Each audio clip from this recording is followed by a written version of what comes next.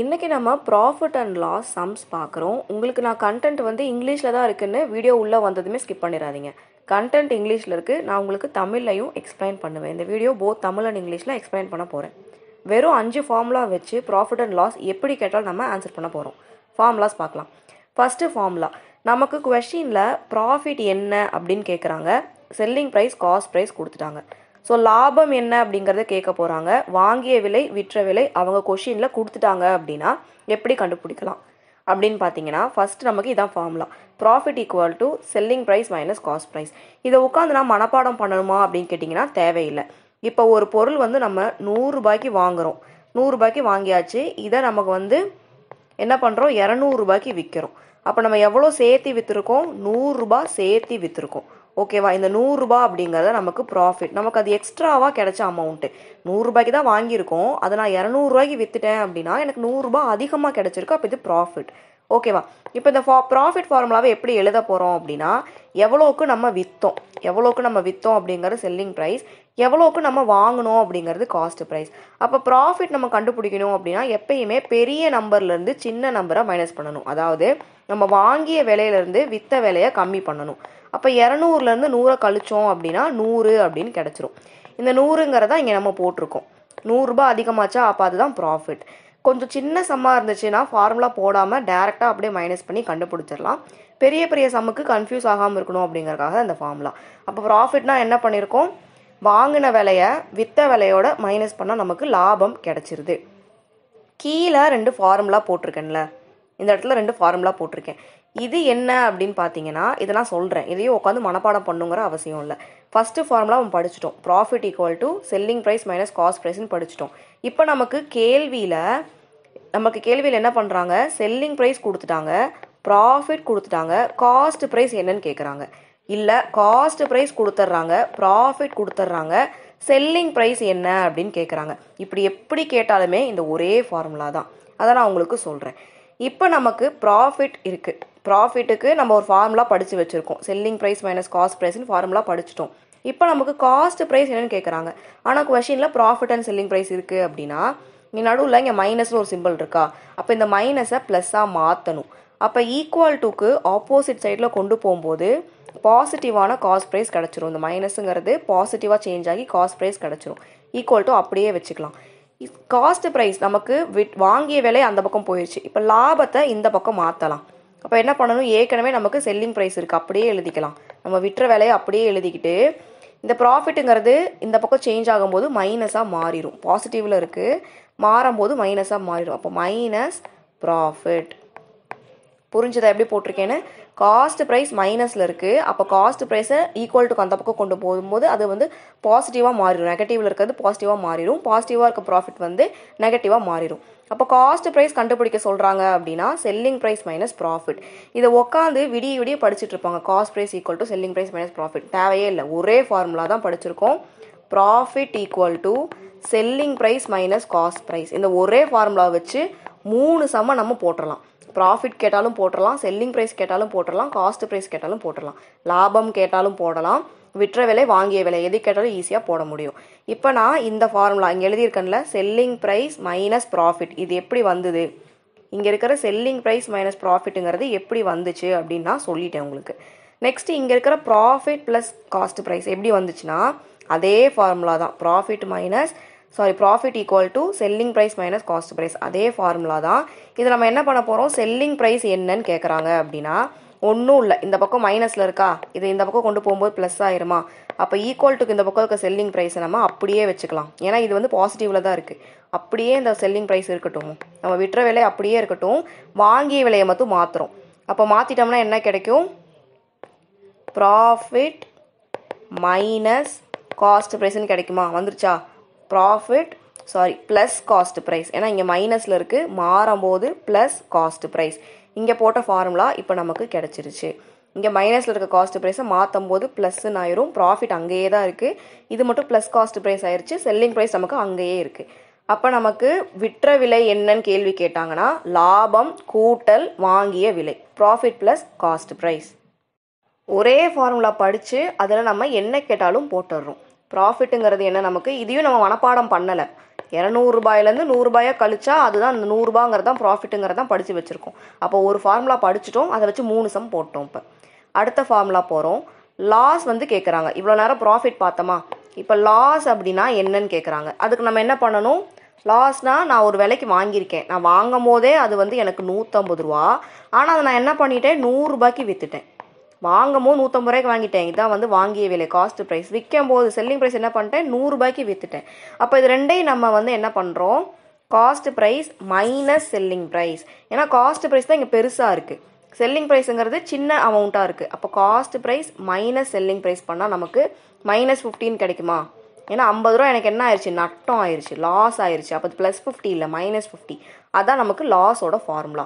இப்போ இதை வச்சு லாஸ் கொடுத்துட்டாங்க, வாங்கிய விலை விற்ற விலை கொடுத்துட்டாங்கன்னா அதை வச்சு எப்படி கண்டுபிடிக்கிறோம்? முன்னாடி கண்டுபிடிச்ச மாதிரி அதே மாதிரி தான். இங்கே போட்டிருக்க ஃபார்முலா எப்படி வந்துச்சு அப்படின்னா, இங்கே நமக்கு என்ன இருக்குது, நெகட்டிவில் இருக்குது. அப்போ ஈக்குவல்ட்டுக்கும் அந்த பக்கம் எடுத்துகிட்டு போகணும். அப்போ லாஸ் ப்ளஸ் செல்லிங் ப்ரைஸ், நட்டம் கூட்டல் விற்ற விலை ஈக்குவல் டு நமக்கு காஸ்ட் ப்ரைஸ். ஓகேவா? இங்கே இருக்கிற இந்த செல்லிங் ப்ரைஸை ஈக்குவல் டுக்கு அந்த பக்கம் எடுத்துகிட்டு போகிறோம், அது ப்ளஸ்ஸாக மாறிடுச்சு. இங்கே இருக்கிற formula loss plus selling price எப்படி வந்துச்சு அப்படின்னு நான் கொடுத்துட்டேன். ஓகேவா? அடுத்தது நமக்கு இந்த ஃபார்முலா இங்கே எப்படி வந்திருக்குன்னா, நமக்கு செல்லிங் ப்ரைஸ் அப்படிங்கிறது நெகட்டிவில் இருக்கா, இங்கேயும் நமக்கு நெகட்டிவில் தான் இருக்குது செல்லிங் ப்ரைஸ், இங்கேயும் நமக்கு நெகட்டிவில் தான் இருக்குது.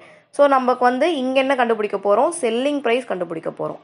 செல்லிங் ப்ரைஸ் கண்டுபிடிக்க போகிறோம், ஏன்னா அதான் கேட்டிருக்காங்க. அப்போ செல்லிங் ப்ரைஸ் மாறும்போது பாசிட்டிவ் ஆயிரும், லாஸ் வந்து இந்த பக்கம் வந்துடும். செல்லிங் ப்ரைஸ் பாசிட்டிவ் ஆயிருச்சு, லாஸை வந்து மாற்றணும். அப்போ cost price minus loss, loss பாசிட்டிவில் இருக்குது, மாறும்போது மைனஸ் லாஸ் ஆயிரும். கன்ஃபியூஸ் பண்ணக்கூடாது, இங்கே மைனஸில் இருக்கிறது ப்ளஸ்ஸாக மாறும்போது லாஸையும் நம்ம மாற்றுறோம். அதுவே நமக்கு காஸ்ட் ப்ரைஸ் கேட்குறாங்கன்னா அது எங்கேயுமே போகலை, காஸ்ட் ப்ரைஸ் இங்கேயே தான் இருக்குது. அதான் சொல்கிறேன், ஈக்குவல்ட்டுக்கு நேராக இருக்கிறத அப்படியே நீங்கள் வச்சுக்கணும். ஈக்குவல்ட்டுக்கு நேராக இருக்கிறத நீங்கள் அப்படியே வச்சுக்கிட்டீங்க அப்படின்னா உங்களுக்கு கன்ஃபியூஸ் ஆகாது. இது சேஞ்ச் ஆகும்போது இந்த பக்கம் 2 வேல்யூ வந்துடும், இந்த பக்கம் 1 வேல்யூ வந்துடும். இங்கே நமக்கு செல்லிங் ப்ரைஸ் கேட்குறாங்க.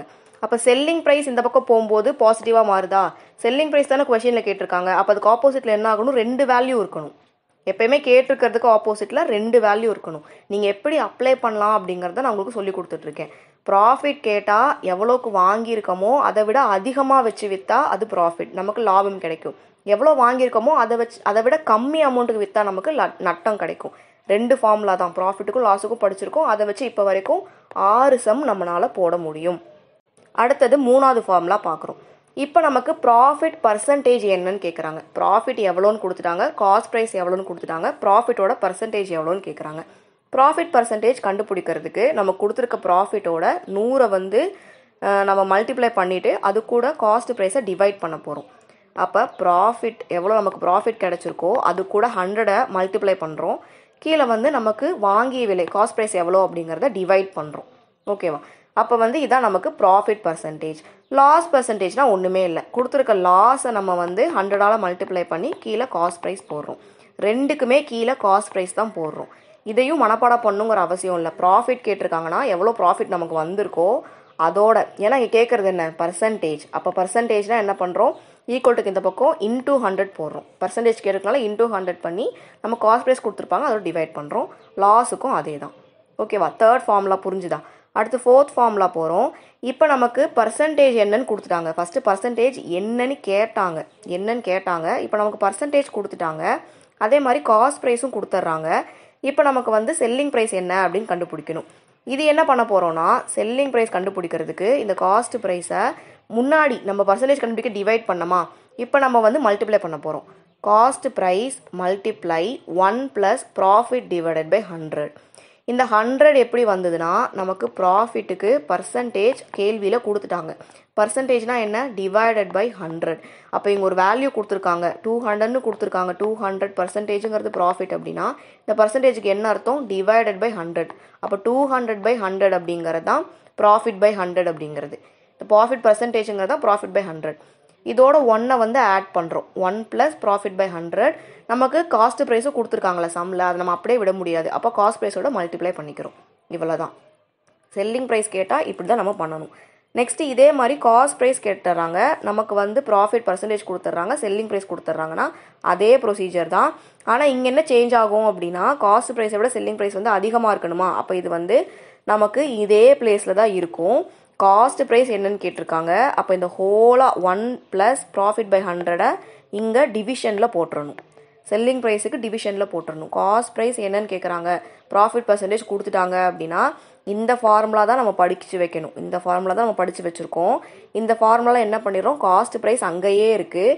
பக்கத்தில் இருக்கிற இந்த 1 + ப்ராஃபிட் பை 100ங்கிறது ஈக்குவல்ட்டுக்கு இந்த பக்கம் போகும்போது டிவிஷனில் போகும். ஏன்னா காஸ்ட் ப்ரைஸுக்கும் இந்த வேல்யூக்கும் நடுவில் மல்டிப்ளிகேஷன் இருக்குது. தனியாக இங்கே எழுதி காட்டுற பாருங்கள். Cost price into 1 + profit divided by 100 அப்படின்னு இருக்குது. நடுவில் வந்து நமக்கு மல்டிப்ளிகேஷன் இருக்குது. அப்போ ஈக்குவல் டுக்கு இந்த பக்கம் மல்டிப்ளிகேஷன் போகும்போது அது டிவிஷனாக மாறிடும். இந்த மொத்த வேல்யூ இந்த 1 + ப்ராஃபிட் பை 100 மொத்தமாக நம்ம டிவிஷனில் போட்டுறணும். செல்லிங் ப்ரைஸ் அங்கேயே தான் இருக்கும். காஸ்ட் ப்ரைஸ் கண்டுபிடிக்க கேட்டால் நம்ம வந்து இப்படி தான் போடணும். ஓகேவா, ஈஸியா. அடுத்தது லாஸ்ட் ஃபார்முலா. நமக்கு லாஸ் பர்சன்டேஜ் கொடுத்துட்றாங்க, செல்லிங் ப்ரைஸ் கொடுத்துட்றாங்க. செல்லிங் ப்ரைஸ் என்னன்னு கண்டுபிடிக்கணும், காஸ்ட் ப்ரைஸ் நமக்கு கொடுத்துட்றாங்க அப்படின்னா அதே மாதிரி தான் நம்ம என்ன பண்ணுறோம், செல்லிங் ப்ரைஸ் கண்டுபிடிக்கிறதுக்கு cost price multiplication of 1 - loss by 100.